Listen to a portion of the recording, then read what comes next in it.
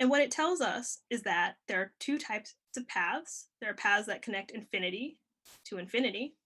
That comes from looking at the hand side. There are paths that connect infinity to infinity, or the horizon to infinity. And then also, if you look at the left-hand side, you get information about the quote unquote swirliness. If you analytically solve this side, what you see is it's a multivariate function, kind of the way like sine or theta are, where they're periodic. You see that you can get more and more windings. You can have paths that have 1, 0, or multiple, any number of integer windings around the black hole. So here I've shown one that has just a couple, and here has many more. So because the geometry allows us to have an image of, or multiple paths that connect the source to the observer, we can get an image of the stuff around the black hole multiple times over.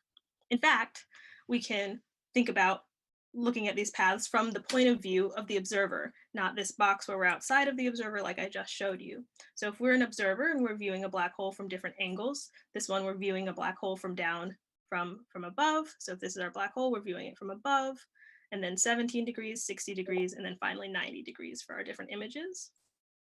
And what we see, this is a black hole that's spinning maximally. We see that if we look outside of these thick dark regions, this thick dark line is called the critical curve. I'll come to it in a moment. What we see is if we look outside of it, these colors tell us about where on the celestial sphere, where on all points at infinity, the light would come from before reaching us. Similarly, we have the same thing inside the critical curve, except now this tells us where light on paths that connect to the horizon is before reaching us. And interestingly enough, we see that it goes over the same colors multiple times, and it does this multiple times, getting more and more smushed towards this critical curve. So we're able to see an unfolded version of the horizon or the celestial sphere multiple times over when we look at the image of a black hole, with the more and more windings, meaning we're getting closer and closer to this critical curve. The reason for this is that even though the critical curve is not something physically observable, it's related to the fact that there's a region around a black hole called the photon shell, where we can have bound orbits. Since they're bound orbits, they would never be the light that reaches us. But if we are to shoot light on a path that kind of gets very close to one of these bound orbits, then it winds more and more times. If the closer and closer we shoot it to lining up in one of these orbits before it falls into the black hole or goes off into infinity. So the fact that the Kerr geometry allows for these bound orbits is related to the fact that we can get multiple windings on paths from a source to an observer, and the fact that we have technically infinitely many such winding paths, just increasing the number of windings from any one given source to the observer. And black holes are the only objects that allow us to do this. This is interesting because it allows us to think about unique observational signatures for these black holes. So when I say an observational signature, I mean something that is derived from the Kerr geometry. So I look at my metric like I showed you before. I trace the light from its source to the observer, and I range it on the observer screen. So it has to be something potentially observer. I range it on the observer screen because I want it from the point of view of the observer, because I want to be able to describe it from the view of the observer, so I can see what my telescopes or my detectors might see. And then also I want to target things that are universal, meaning that they are due to the fact that the black hole has the kinds of geodesics it has, and not dependent on the specific astrophysics details of how the light is created by the stuff swirling around the black hole. Black holes are very complicated if you're going to also describe the astrophysics, because they have, a lot of matter that's falling onto them, and that matter becomes a plasma, is very heated. And so you have to think about, really, if you're going to model the astrophysics, you have to think about general relativity as well as magnetohydrodynamics. So my goal is to target observational signatures that are kind of independent of the details of the astrophysics, but really have to do with the fact that all that astrophysics is happening in a space-time where there's a spinning black hole with these unique features like this photon shell where light can wind around the black hole multiple times before reaching the observer.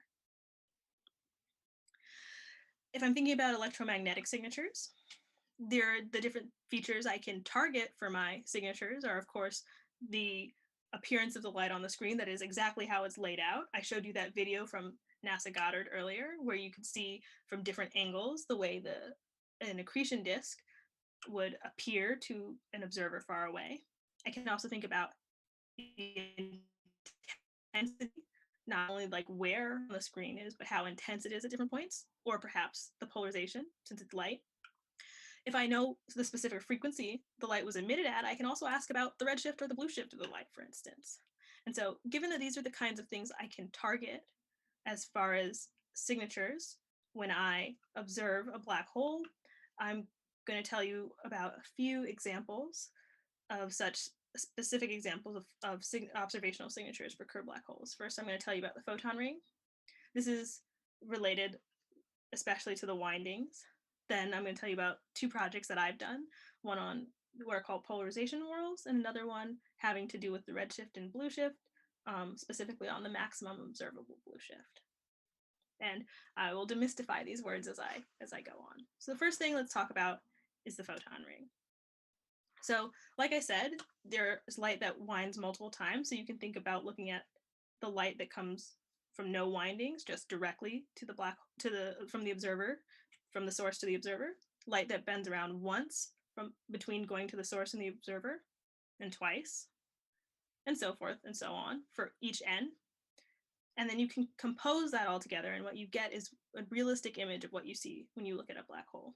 This image shown here is from a state-of-the-art general relativistic magnetohydrodynamic simulation of a black hole, specifically M87, showing kind of what it would look like to compare to the image that was able to be put together from the EHT data. And what we see, for instance, is we have this nice bright ring and this dark deficit in the center. This black hole is a spinning black hole, but we're viewing it down almost the pole, about 15 to 70 degrees off.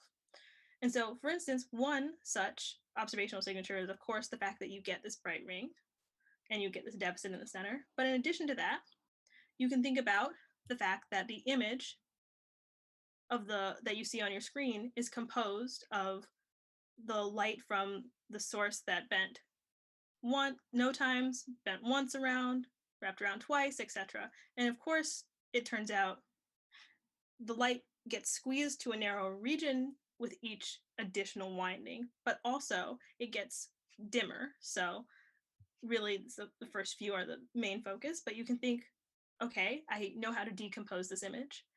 And you can look for the fact that this image, because it has the same source, it's light from the same source over and over, should be self-similar.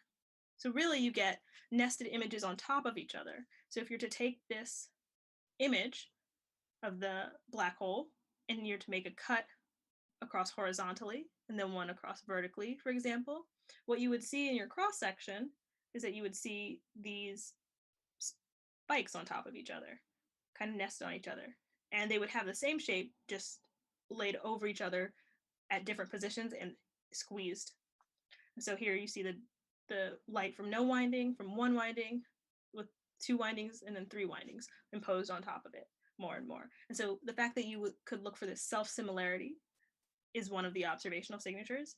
And these nested images, the ones that are not the direct light, but the squeezed more and more and stacked on top of each other from multiple windings, are what's called the photon ring.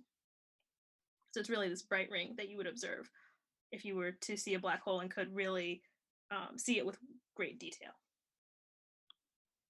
Another signature is polarization whorls. So before I get to the polarization whorls, I have to tell you a little bit more things about general relativity.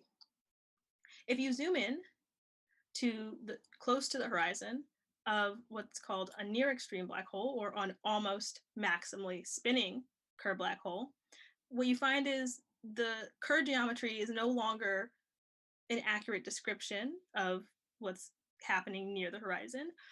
In fact, it turns out you need another metric.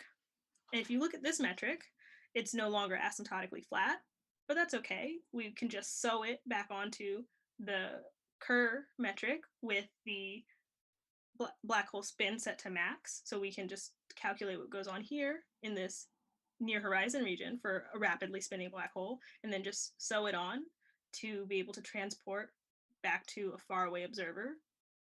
But one of the nice things is it has this added symmetry.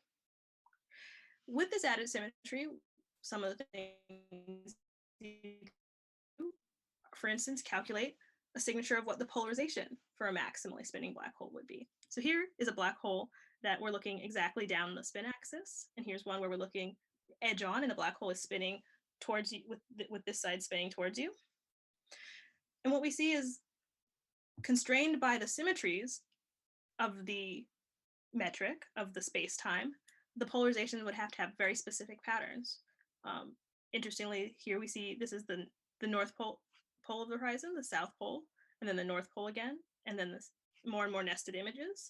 Similar for here, we see the north and south pole, then the south and north, and then the north and south again, and so on and so forth, more nested images. And this kind of light, of course, only appears within what the critical curve that I described for you earlier, meaning it's only on paths that connect to the horizon, because we're describing, again, like I showed on the last slide, we're describing the near horizon region for this maximally spinning black hole. For M87, we're not looking exactly down the spin axis, we're slightly off, so we get a more exotic looking pattern for what the polarization should be doing if we inside of the critical curve. But again, we see the north and south pole, south and north and south, etc., with the light in the different regions. Within this first green and yellow circle being light that does no windings, light between on this blue and yellow circle, annulus rather, having to do with the light that bent once, and then blue and red, the light that bent twice, etc., etc. And the nice thing, even though this was calculated for an exactly maximally spinning black hole, we can think about this as being something we could use to describe how close to maximally spinning a black hole is if we detected it, because deviations from this exact signature would tell us how far away we are from actually being at maximum spin.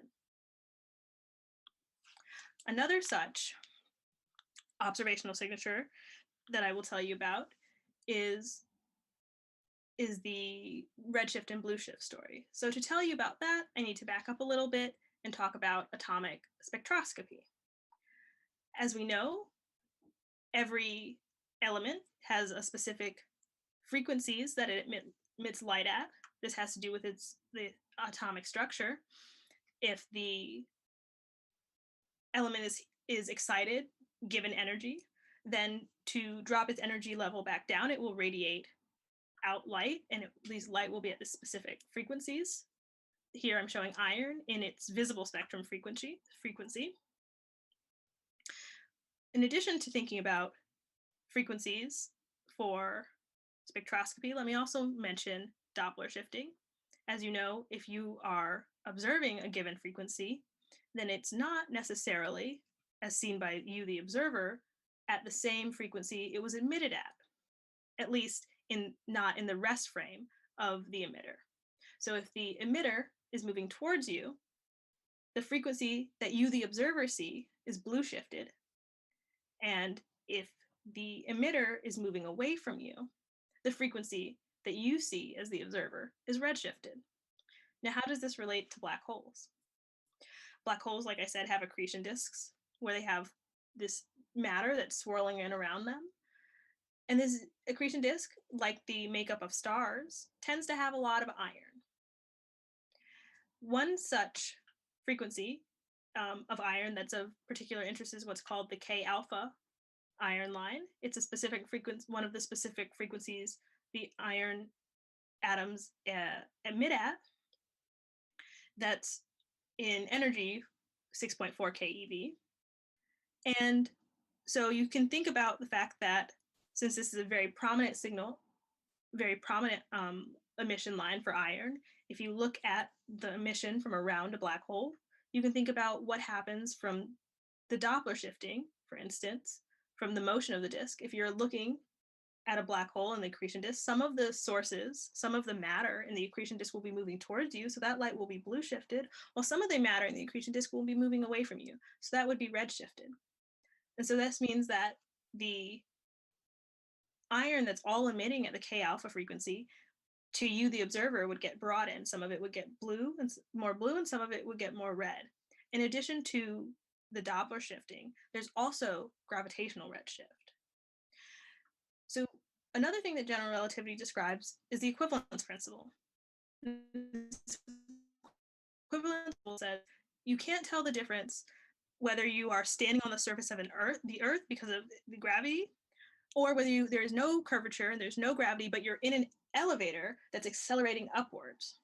So because of this, if light is emitted from within a gravitational well and climbs out of the gravitational well to you, an observer, it's as if the light had been emitted from a source that is moving away from you. So you also get some redshifting if you think about the broadening or the changing of frequency of light from around a black hole. You also get some redshift in addition to the motion of the sources. You get some redshift just from the fact that they are closer to the black hole.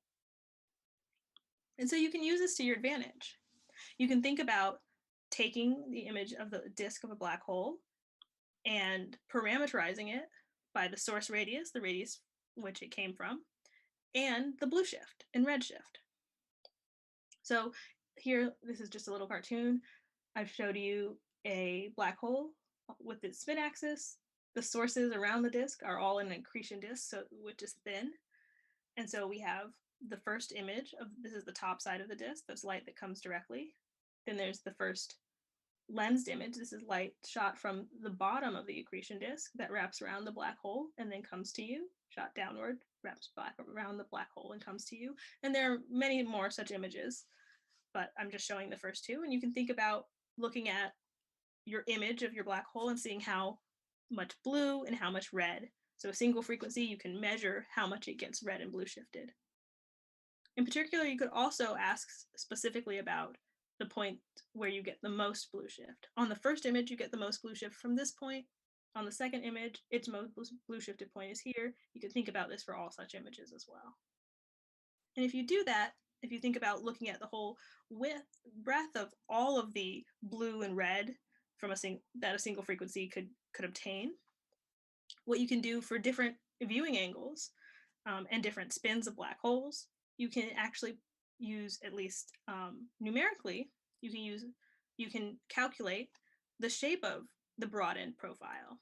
So here we see some broadened profiles for black holes of different spins viewed at two different inclinations, 85 and 30 degrees, where 0 would be viewing down the pole, viewing down the spin axis, and 90 would be looking edge on. And what we see, for instance, we see these different shapes that we get when we view from different angles of how much it gets redshifted and blue shifted. And here on both plots in this vertical line, this thin vertical line, I've marked the emission frequency in the frame of the emitters. That's that K alpha line, that's 6.4 keV. And of course, like I said, for the maximum observable blue shift, you would just want to think about, for instance, the rightmost edges, the bluest part of these curves. So you could think about using these whole curves, and these, in fact, are something people use to try to constrain the spins of black holes. And if you think about just the maximum observable blue shift, just that maximum edge, what you get are these kinds of curves, where I'm showing different spins here and here. And then the black and the dotted orange are just models. The black just is a model that matches well for the low inclinations, and the orange is the theoretical limit if you could spin the black hole all the way up to maximum spin. And what I learned is that these specific curves I would be able to, if I was able to detect if I was able to look at the broadening of the iron line from around a black hole, I would be able to use the low values. So when the values of the maximum observable blue shift are relatively low, what they're telling me about is the information about which inclination I'm looking at. And then for the higher values, I really would be able to use the value of the maximum observable blue shift to constrain the spin and inclination in terms of one another.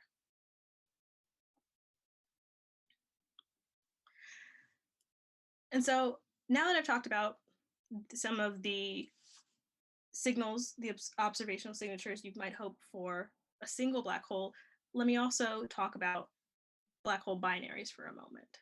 So let's back up to general relativity. One of the things that general relativity also tells us is that the curvature of space-time, if the matter or energy content configuration is to change, the curvature of space-time changes, but that those changes propagate at the speed of light. This is what implies gravitational waves. Here, for instance, you can think of the Earth spinning around the sun. You saw a burst of light from it. It takes 8 minutes to go from the sun to the Earth. If the sun suddenly disappears, the Earth doesn't go off its orbit right away. It's not until 8 minutes after that the Earth would realize that the sun had disappeared. It's not until 8 minutes after that the Earth would realize that the curvature of space-time has changed. And so this propagation at the speed of light of the change in curvature is really the essence behind gravitational waves. And so this underlies black hole binaries. Black hole binaries have two very massive objects, two black holes, spinning in on each other. So as they're getting closer, the curvature of space-time, the metric that describes them is changing. This is not something we can describe analytically. I can't tell you in nice equations the way I did for the single black hole, the Kerr black hole. I can't exactly tell you what this metric looks like, what this curvature, this geometry of space-time looks like, but it can be calculated numerically.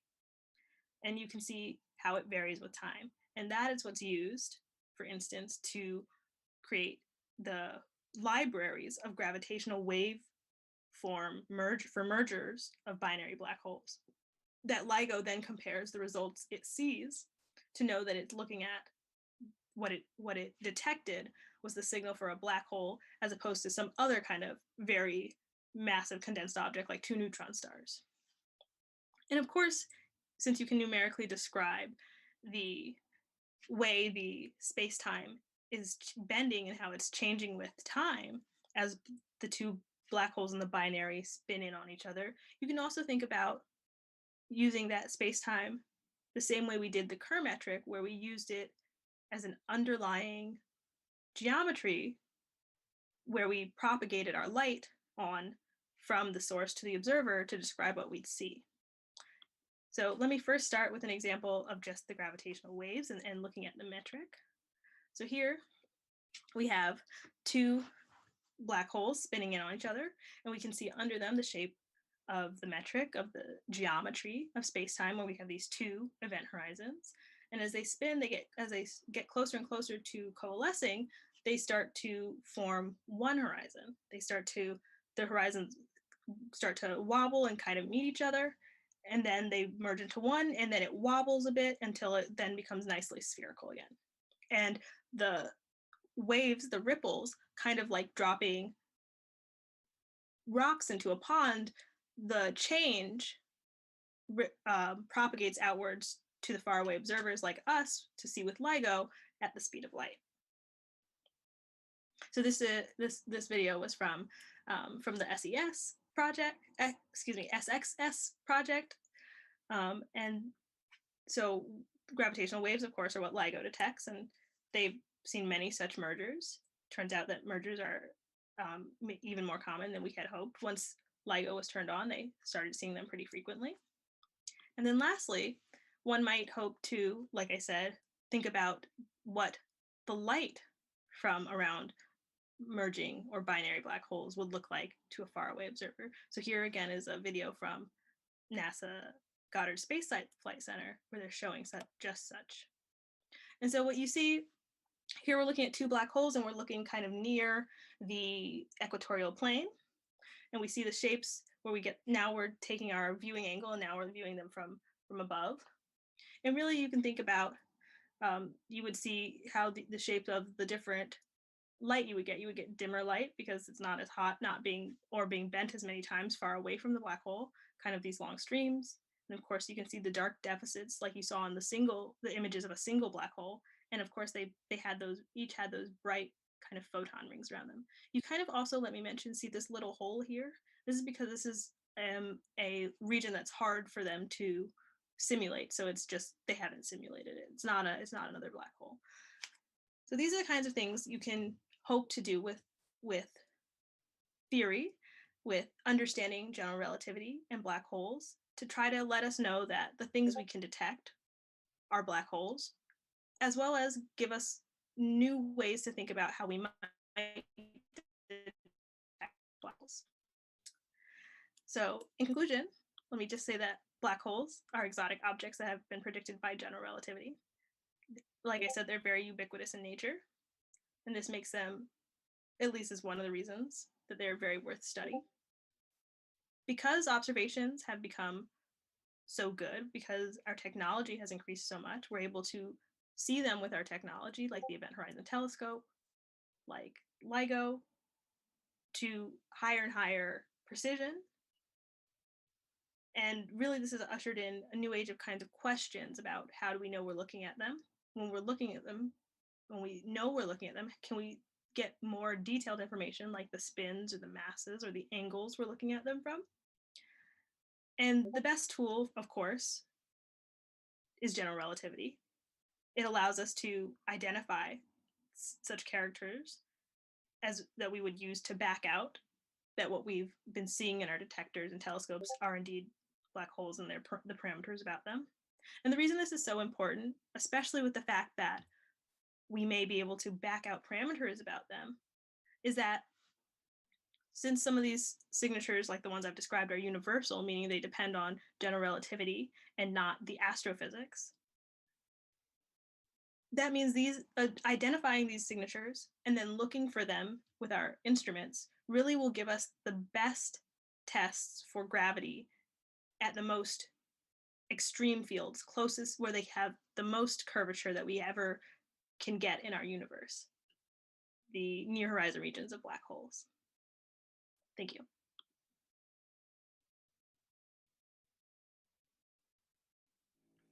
Thank you so much, Delilah. This has been amazing. Like, I mean, I can see a lot of people are like, private chats and stuff are like, this is so cool and this is awesome. So you guys, we can take questions.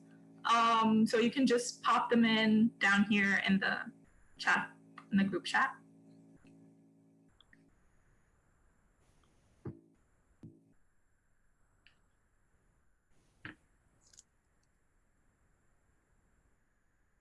Cool. So for the time being, until we get some questions, what made you decide on black holes? Like, how did you know that this is what you wanted to do? Oh, that's a really good question. So when I first started figuring out what I was going to do for college, as a high schooler, I knew I really liked science.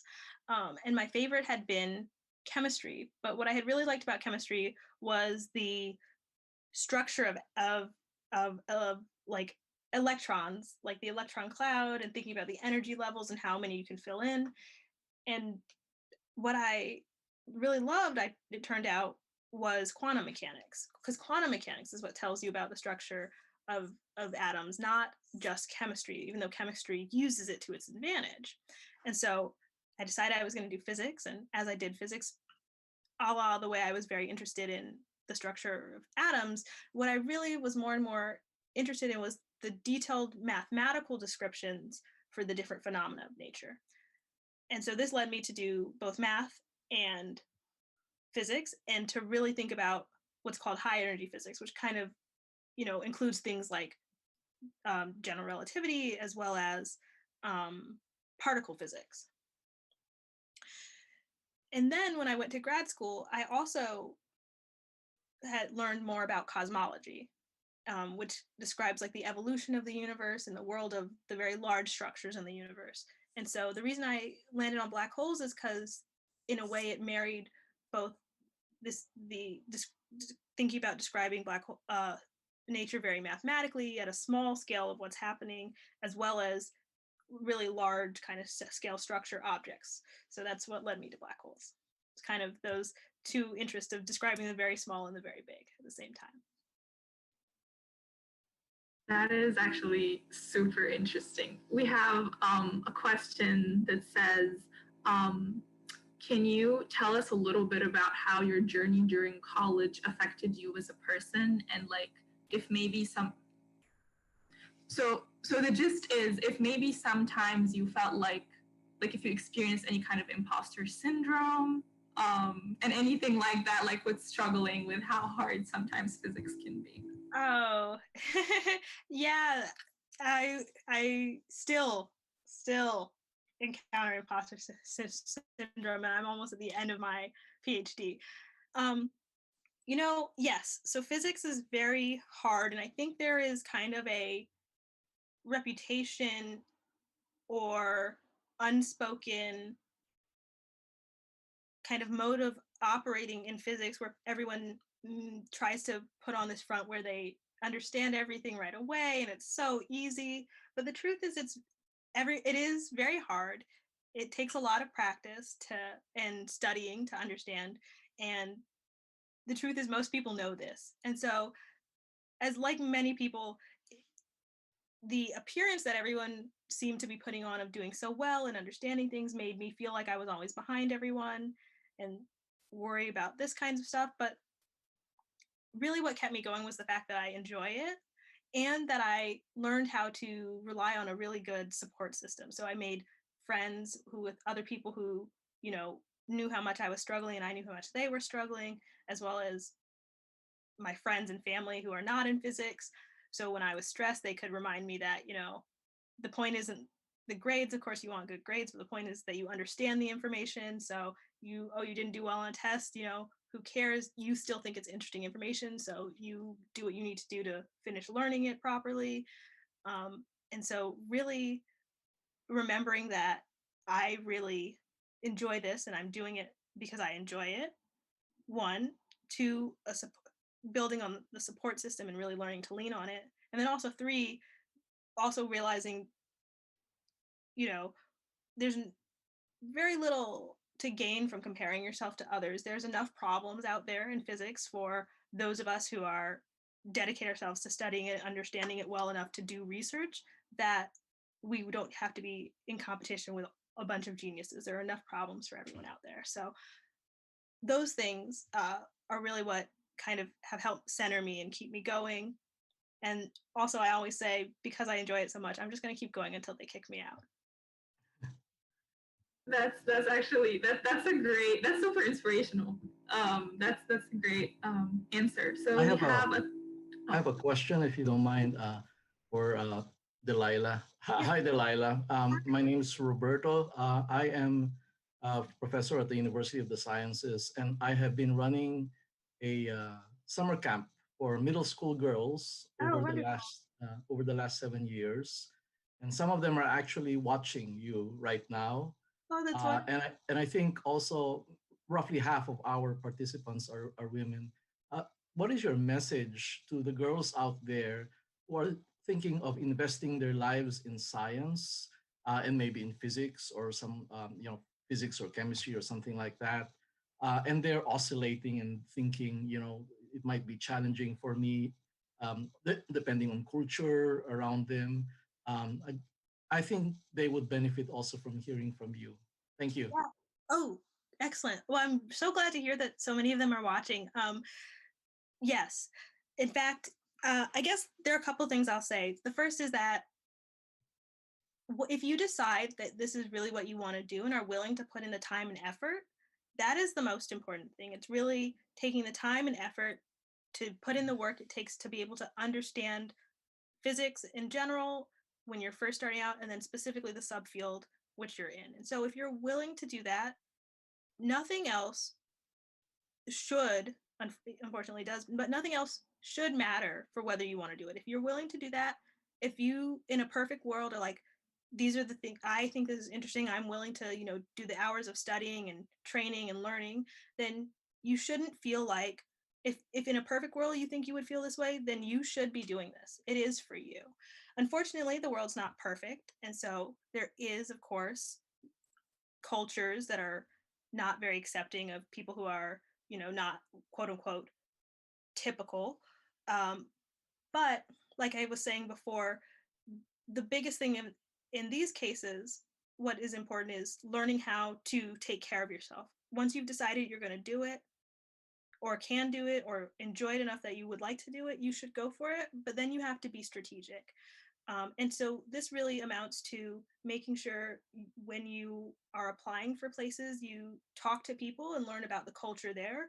Overall, physics is a tough culture, unfortunately, but there are pockets where things aren't perfect, but they're better. So that's one thing to think about. Another thing to think about is to really think about yourself as a person and the kinds of things, because it's going to be tough in general as physics is, but in addition, because of the other stuff that you shouldn't have to face that people will put on you, you should also consider what you need to take care of yourself. So really thinking about how to build yourself a support system, how to identify mentors, how to study, what are your specific best study habits, and how to ask for information in a way that is best perceived by you, whether it means, so this really is learning about asking questions, or asking about asking for what kinds of study materials you need, or at least where you could go about finding them. So if you can do these things, there's definitely no reason you can't succeed. And even if I know what I said might sound like a lot of extra work, but there are also people who will help you do those things. So if you identify mentors, they can help you learn how to study, learn how to use your support system, learn how to learn how to identify places where you could be successful as you are being trained to be a scientist. And so I would really encourage people to, for that reason, also not be afraid to talk to people about it. Ask where is a good community, where the community of physicists is more accepting. Ask for extra study materials. Like I said, everyone feels like everyone else is doing really well, but that's not the case. So being okay with saying, hey, I didn't quite get this information. Is there somewhere else I can read more about it? So I think it's tough in general, and unfortunately this makes it a little tougher, but I think if you are willing to put in the energy and the time that it takes to be a scientist, there's no reason you should doubt yourself, just because there will be extra challenges along the way, and there are ways you can be strategic to support yourself, as you are being trained to be a physicist. And if anyone wants to reach out to me for more details on kind of these things, I'm definitely happy to answer emails and such. Thank you very much. Thank you. So we have another question from Ty, and he says, thanks for the talk. Can you talk a bit about the necessity of the extreme Kerr metric near the event horizon, and how does the description by the usual Kerr metric break down? I can. So let me back up to the slide with it. Here we go. So what really happens is, for the radii, there are a bunch of radii that you could describe in the general Kerr metric. One of them, for instance, is what's called the ISCO, the innermost stable circular orbit. This is a radius at which matter could sit on a stable circular orbit around the black hole. And all radii bigger than this one, you could have stuff traveling around the black hole in a circle, but if you're inside this radius, everything has to spiral into the black hole. You can't have stable circular orbits for massive particles. And radii such as this one, if you just view them from the point of the Kerr metric and take the spin up to all the way up to max, it looks like all these radii collapse to the horizon. And so what happens is there are a bunch of radii which you cannot distinguish. But it turns out there are technically very many of them, infinitely many of them, it turns out, as you spin the black hole up to all the way maximum spinning. So to be able to resolve the individual different radii that appear to collapse to the horizon when you are using just the Kerr metric with the spin set to maximum, you need this other metric called the near horizon extreme Kerr. And so really it's a way to resolve all the radii that look like they're collapsing to the horizon. So that if you were to try to just use the Kerr metric, you would miss them because you would think they're at the horizon, nothing gets out of the horizon. And so these radii don't give me any information. Technically, even though they're in the Kerr metric, they look like they're all squeezed to the horizon. Technically, they're still outside the horizon. There are very many of them. So you need this other metric to be able to describe all those radii that are still outside of the horizon, but just very close to it from the point of view of the Kerr metric. Cool. We have another question from Caitlin. She says, do you know if you can choose physics in grad school and then later on cross over into astrophysics? And we have a couple more questions after that, so we're going to try to be a little quick. Sure. Yes. So first of all, let me say, just in general, if people do not know, if you are willing to do all the studying to be a scientist of any type, science grad school is actually very, one of the very nice things about science grad school is, unlike doing a degree like medicine or law, you don't pay for grad school. So I encourage people who think they want to do it to not do it, not jump ship for financial reasons. You get paid as a research assistant or a TA in grad school. So if you're in grad school, you're asking if you can start with physics as an undergrad or as a grad student. Let me, since I'm not quite sure, kind of answer both. So if you have a physics undergrad, you can apply to, depending, as long as you have enough credits for the specific program in the right areas, you can apply to grad school. It could be in physics, it could be in astrophysics, it could be in astronomy. That's fine. If you are already in grad school and you're in one of these programs, can you switch while you're in graduate school? Perhaps, but also whether or not you can actually need to switch may not matter so much. If you are in physics, you can work with people in astronomy, or if you're in astronomy or astrophysics, you can work with people in physics. You can do research outside of your department or with people in other departments quite easily, generally, especially at large schools. This is quite easy to do research with people who are not technically in your department. Okay, so a quick follow-up question to that by Kirk. He's asking, how do you narrow down exactly what you want to do, since there are so many umbrellas and big fields? How do you narrow that down? So as an undergrad, the best thing to do is REUs. Do REUs in different areas or summer projects, so you get kind of a feel for what it's really like to do research in that area. Another thing is talk to a lot of professors. Professors love to talk, so you can just email them and find a time you can come in and they'll tell you details about what their research is like.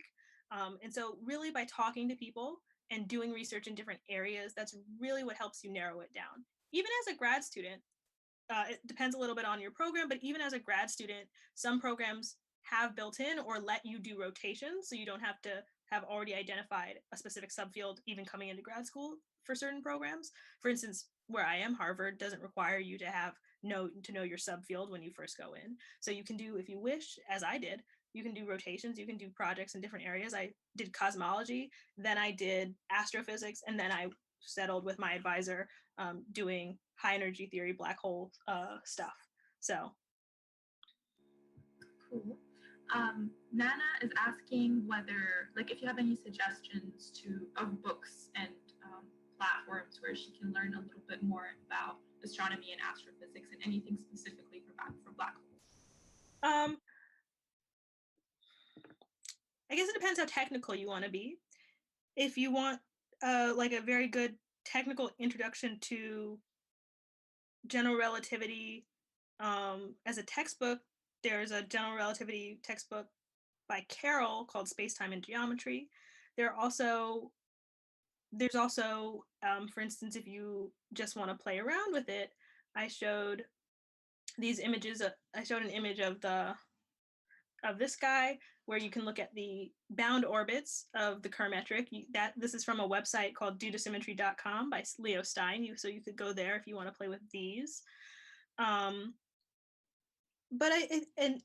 of course,